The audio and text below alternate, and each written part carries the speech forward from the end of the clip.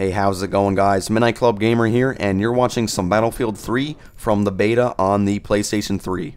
So, we are going to be doing some defense here on Operation Metro, the only map in the beta, and we're going to be using the UMP. So I'm going to start you guys in the tunnel this time, because I said I was going to show some tunnel gameplay, and as you can see, the lighting effects are absolutely beautiful. Really enjoy the graphics for the console. They look really nice. And it's a really enjoyable game to play with the sound quality plus the graphics quality, and obviously just the great game. So basically in Battlefield 3 with this linear type setup, a lot of choke points on this map, just because like it's a subway and it's so, the tunnels are just so like linear and there's not very many places to go. There's gonna be a lot of choke points, and you gotta use every piece of cover DICE gives you with the map layout. Attacking and defending. So yeah, you're going to be using cover a lot in Battlefield, and if you're not using cover, you're most likely going to get taken out by either a long-range sniper shot or just somebody sitting nearby using the cover. So I'm going to be sticking on the left-hand side of this subway here, mostly here, and I'm just going to be staying behind, kind of, it's behind this dumpster here. And it's sort of halfway in between the subway and the MCOMs and the spawn point of the enemies. So if you're not really familiar with the map, you can't go any farther left on this map. This is as far as you can go. On the next side, beside this broken down subway train here, is a couple tunnel entrances. It's kind of like a maze in the middle, and then over to the far right hand side, it's a big cavern. And there's no trains in there, it's just wide open rock. It kind of looks like a rock quarry. And so I'm going to stick to the left hand side and defend this area over here. And if your team's working correctly, then you only need to defend one area.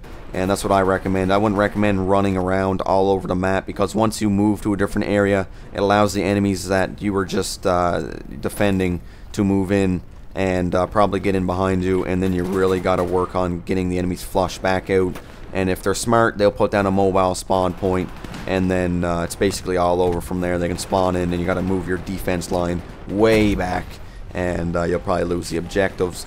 So, what your aim of the game is your aim of the game here is to keep the enemies at bay, as far back from the MCOMs as possible. So I'm going to move up right to the entrance of the first little inlet for the enemies. Right in the top left-hand corner of the screen back there, there is a small corridor that I can't get up in, but the enemies can.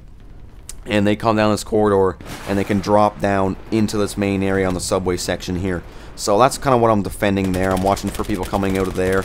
Also, they can just come straight down the subway bus, and they can also come in and down on the right-hand side of me and weave their way through to me. So what I'm really watching for is people dropping down from that corridor entrance mainly, but I'm also watching for some stragglers on the right-hand side. And you'll see a couple coming out, laying prone in the doorway there, and some of them are using the tactical flashlight, which really sets them off, or a laser sight, and I can see them quite well. So I'm just staying back around here right now, staying in my area, really holding it down. You see back there, I was laying down some C4, and that worked out quite well as well.